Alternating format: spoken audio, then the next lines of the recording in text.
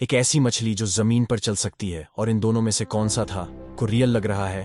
और आज के वीडियो के बीच में आपको धरती में ही मौजूद दूसरे दुनिया के को दिखाने वाला हूं। और अगर आप गूगल में ब्लू मून के साथ दो अजीबोगरीब वर्ड्स को जोड़ DH देते हो तो आपको कुछ ऐसा देखने मिलेगा जिसके बारे में आपने इससे पहले कभी सोचा भी नहीं होगा। तो आज के इस एपिसोड में ऐसी इंटरेस्टिंग फैक्ट की बारिश होने वाली है। फैक्ट नंबर 1, क्या आपको पता है कि आज से 5 करोड़ DH साल पहले धरती के समुद्र में एक ऐसी रहा करती थी जो 4 पैड पर चलती थी। इसका नाम था यानी कि वॉकिंग वेल। ये आज पाए जाने वाले वेल की पूर्वज थी, हालांकि उनसे काफी छोटे साइज की होती थी। 3 मीटर लंबी और 250 किलोग्राम तक वजनी होती थी। इसके फॉसिल्स हमें पाकिस्तान के कुलदाना फॉर्मेशन में मिले थे। इसके पहले ड्रग्स की तरह होते थे और इसका मुंह क्रोकोडाइल की तरह होते थे, जिससे ये अपने शिकार को आसानी से पकड़ DH सकता था। ये जीव न सिर्फ पानी में तैर सकता था बल्कि जमीन पर भी चल पाता था। फैक्ट नंबर 2, क्या आप जानते हैं कि जिस इंटरनेट की मदद से आप इस वीडियो को देख रहे हो उस पर सबसे पहले क्या किया गया था? 1970 इसमें US डिपार्टमेंट ऑफ डिफेंस ने को बनाया था, जिसे आप आज के इंटरनेट का ओल्डर वर्जन कह सकते हो। जब ये टेक्नोलॉजी स्टैनफोर्ड यूनिवर्सिटी तक पहुंची थी तो एक दिन इसे टेस्ट करते हुए यहाँ के कुछ स्टूडेंट्स ने इंटरनेट के थ्रू कुछ सेल करने का सोचा, और आप जानकर हैरान हो जाएंगे कि वो चीज कुछ और नहीं बल्कि मारिजुआना था। हालांकि ये सिर्फ एक मजाक के तौर पर किया गया था, और जिसने इस चीज को सेल की थी वो लोग भी उनके ही सामने बैठे थे, और उन्होंने पेमेंट पेटीएम से नहीं बल्कि कैश में की थी। टैंक नंबर 3, आपने मूवीज के तौर को मस्क्यूलर और फिर भी देखा है, और इनके मूवी में भी बिल्कुल मोटा और अनफिट रहते हुए देखा होगा। और आप में से 90% लोग थॉर के इस मोटापे को देखकर डिसअपॉइंट हुए होंगे। लेकिन मैं आपको बता दूं कि मैं का असली रूप बिल्कुल किसी मोटे इंसान की तरह ही है। यहां तक गॉड ऑफ वॉर में भी आपको देख सकते हो, जो असल में थोर की सच्चाई है। तो इसके लिए इस वीडियो पे एक लाइक तो बनता है। फैक्ट नंबर 4, अब मैं आपको ABNC में एक ऐसे आइलैंड पर ले जाने वाला हूं जिसे हम एलियन आइलैंड के नाम से जानते हैं। ये है यामीन का स्कॉटर आइलैंड। 2796 स्क्वायर किलोमीटर में फैली इस आइलैंड पर सिर्फ 42,000 लोग रहते हैं।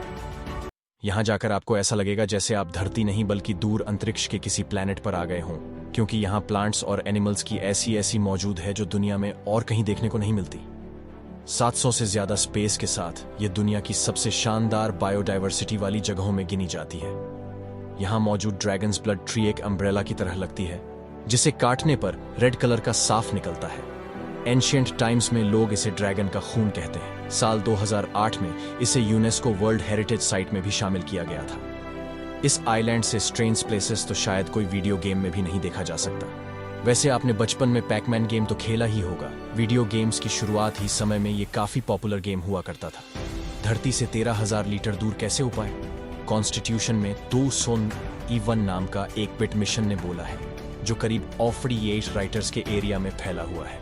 इसने लीला को देखने पर इसका शिप बिल्कुल पैकमैन की तरह लगता है, और यही कारण है कि इसको हम पैकमैन बोला के नाम से जानते हैं। वैसे क्या आपको नहीं लगता कि इस यूनिवर्स को जिसने भी बनाया है वो बहुत ही क्रिएटिव रहा होगा, और इसके परफेक्शन को देखकर लगता है कि हमारे कंप्यूटर्स की तरह उसके सिस्टम में कोई बात तो बिल्कुल नहीं होगा। कंप्यूटर या सॉफ्टवेयर में कोई भी एरर होने पर हम उसके लिए भागवत का इस्तेमाल करते हैं, लेकिन इसके पीछे का रीजन भी जान लेते हैं।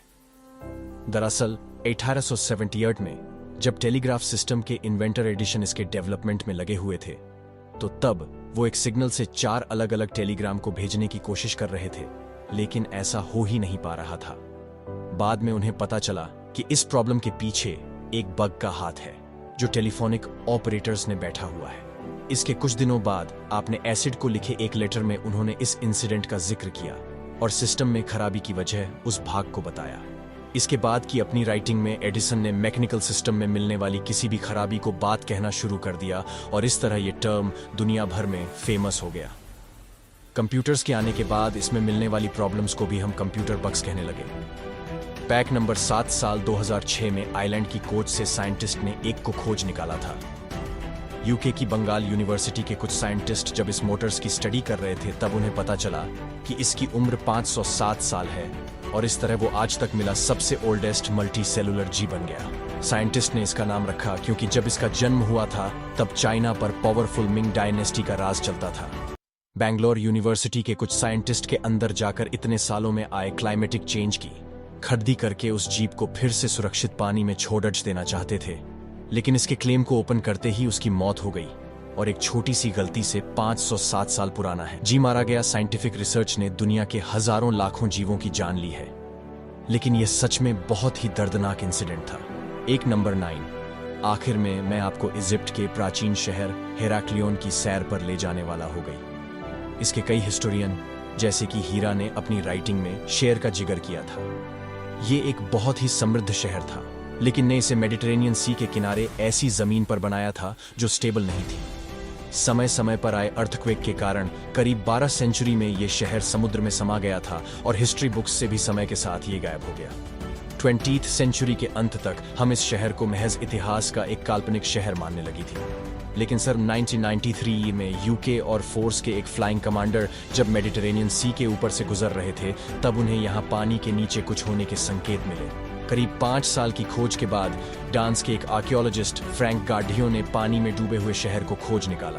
तब से लेकर अब तक इस शहर की खुदाई लगातार हो रही है और यहाँ से हर दिन एक से एक चौंकाने वाली प्राचीन चीजें मिल रही हैं। Fact number 10। अगर आप गूगल में ब्लू मून की जगह वंस इन ब्लू मून लिखकर सर्च करते हो तो आपको खूबसूरत तस्वीरों के बदले ये नंबर दिखाई देगा। दरअसल ब्लू मून फेस का मतलब होता है कि ऐसी घटना जो बहुत ही कम हुई है और इसके होने की पॉसिबिलिटीज भी बहुत कम होती है। तो इसीलिए गूगल पर यह टाइप करने से आसमान में 2.7 ईयर्स में जितनी बार आपको ब्लू मून देख सकता है उसके फ्रीक्वेंसी नंबर्स को शो किया जाएगा।